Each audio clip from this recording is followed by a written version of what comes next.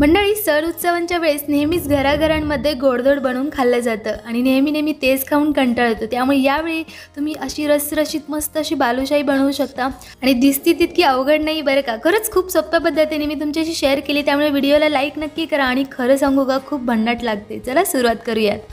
तर इथे मी 300 ग्रॅम मैदा घेतलेला आहे, त्यामध्ये 1 चमचा मी बेकिंग पावडर घालते। तर त्याच्यामध्ये बेकिंग पावडर काय करायचे, छान असं मिक्स करून घ्यायची पहिल्यांदा आणि या पद्धतीने नक्की फॉलो करा। खूप छान अशी खुसखुशीत होते, रसरशीत होते। आता त्याच्यानंतर याच्यामध्ये आपण चवीनुसार थोडंसं मीठ देखील घालायचे, कारण कुठल्याही गोडाच्या पदार्थामध्ये थोडंसं मीठ घातलं की चव अजून छान लागते। तर छानपैकी मिक्स करून घ्यायचं आणि इथे मी काय केले, अर्धी वाटी इथे मी तूप घेतलेलं आहे, उकळून थंड करून घेतलंय। तर आता या पिठामध्ये आपल्याला मैद्यामध्ये घालून घ्यायचं आहे आणि पहिल्यांदा पूर्णपणे मिक्स करायचं हाताने आणि नंतर थोडं थोडं पाणी घालून आपल्याला पिठाचा गोळा तयार करायचा आहे।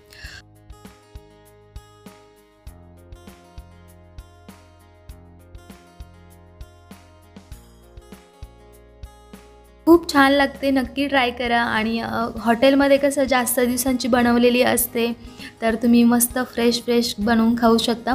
तर थोडंसं आपण पाणी घालून आता याचा आपण पिठाचा गोळा तयार करायचा आहे आणि या पद्धतीने आपण हात असं एका साईडनेच फिरून पिठाचा गोळा मळून घ्यायचा आणि खूप जास्त असं मऊसर नाही करायचं।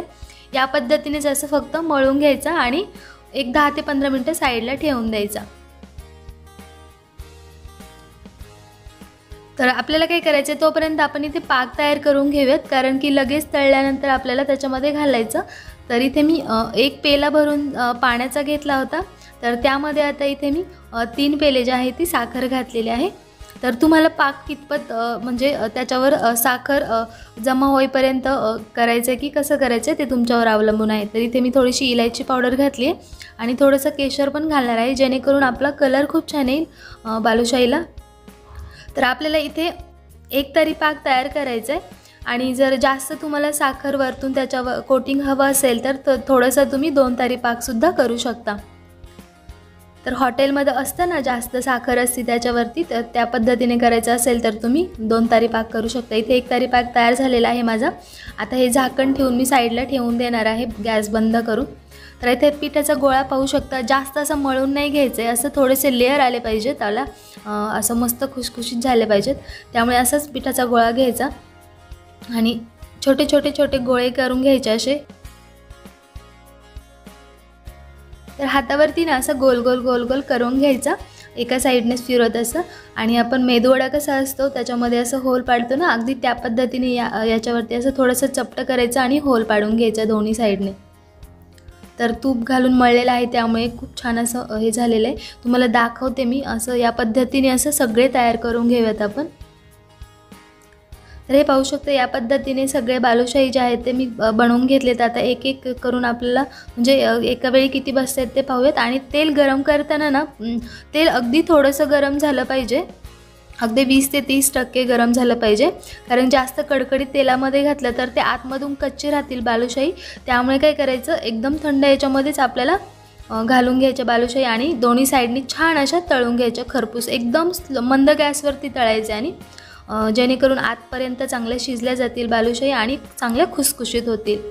तर छानपैकी दोन्ही साईडनी पण आपण तळून घेऊयात। आणि हे पाहू शकता किती मस्त असे हॉटेलमध्ये असतात ना, अगदी तसेच झालेले आहेत।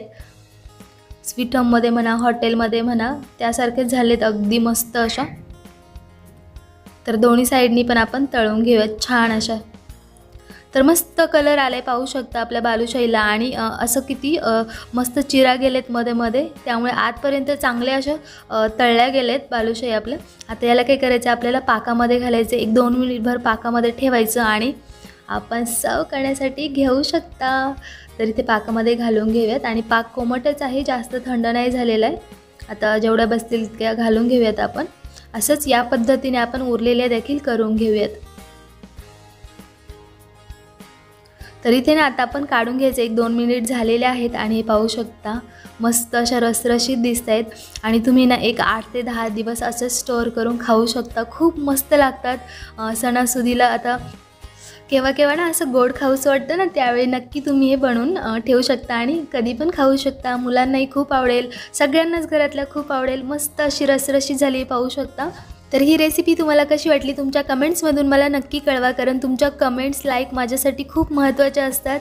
तर व्हिडिओला लाईक शेअर सबस्क्राईब नक्की करा. पुन्हा भेटूया असेच एक मस्त व्हिडिओसोबत. तोपर्यंत बाय.